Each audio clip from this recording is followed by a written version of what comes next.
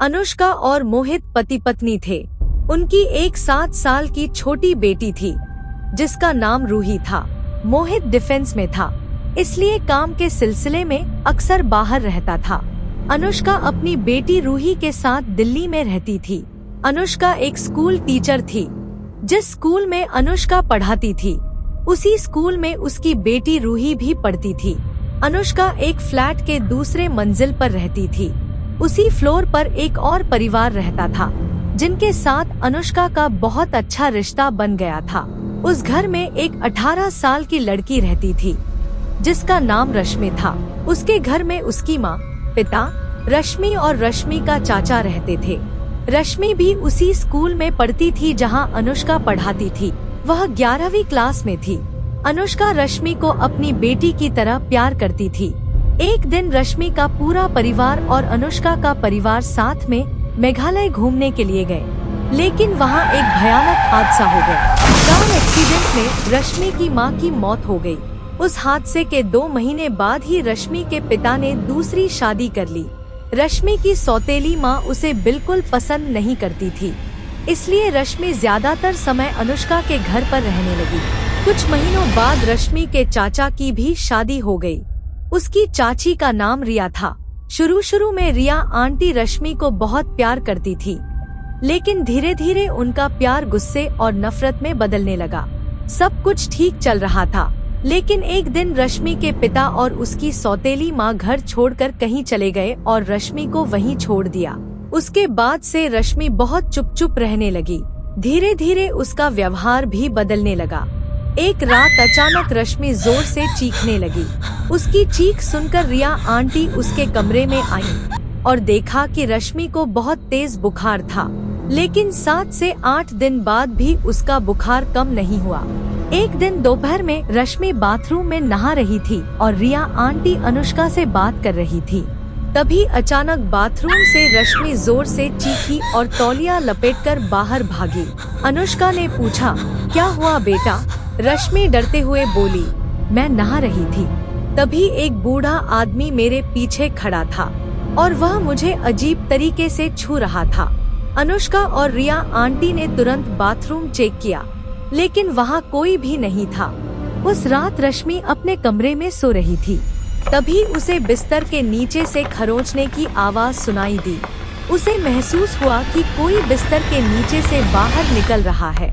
अचानक वही डरावना बूढ़ा आदमी बिस्तर के नीचे से बाहर आया और रश्मि को बुरी तरह छूने लगा। रश्मि जोर से चीखी। रिया आंटी कमरे में आईं, लेकिन उन्होंने रश्मि से कहा, तुम्हारी तबीयत खराब है, इसलिए तुम्हें ऐसा लग रहा है। लेकिन इसके बाद यह सब रोज होने लगा।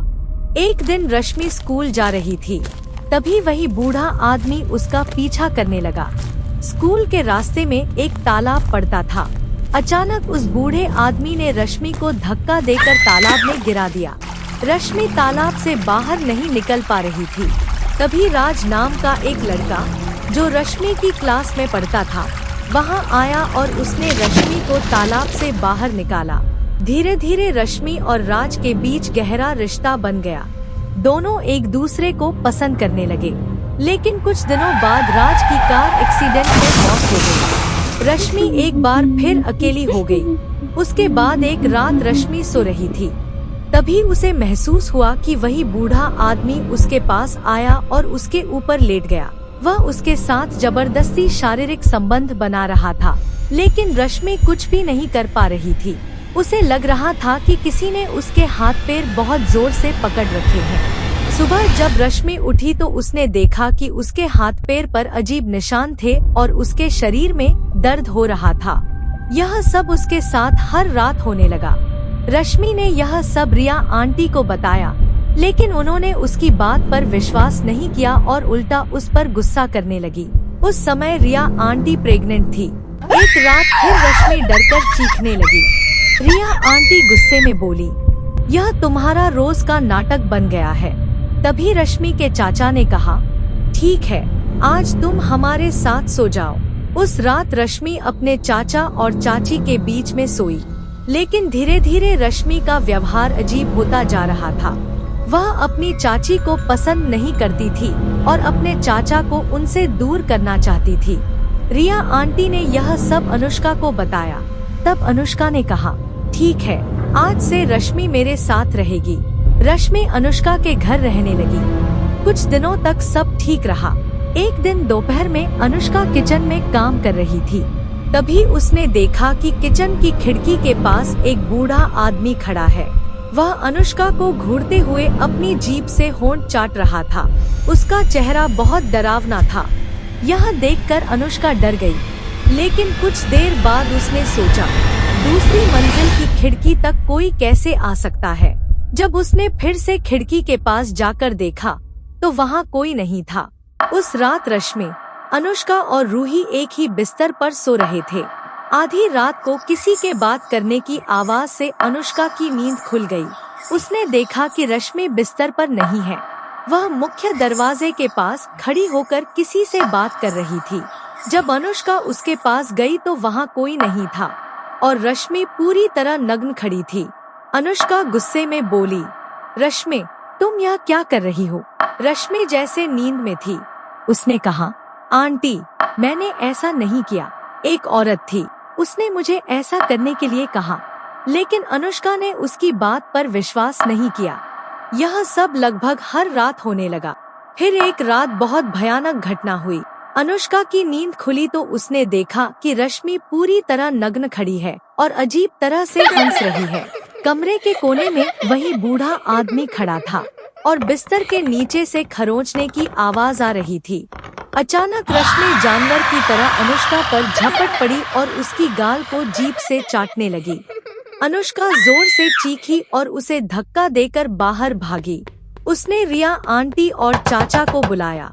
रिया आंटी गुस्से में रश्मि को डांटने लगी और उसे एक कमरे में बंद कर दिया।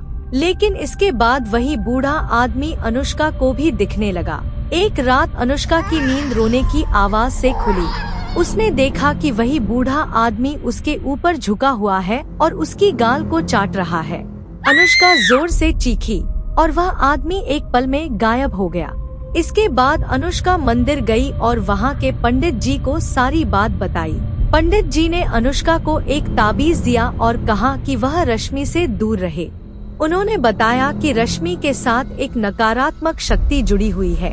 ताबीज लेने के बाद अनुष्का के साथ कुछ भी अजीब नहीं हुआ।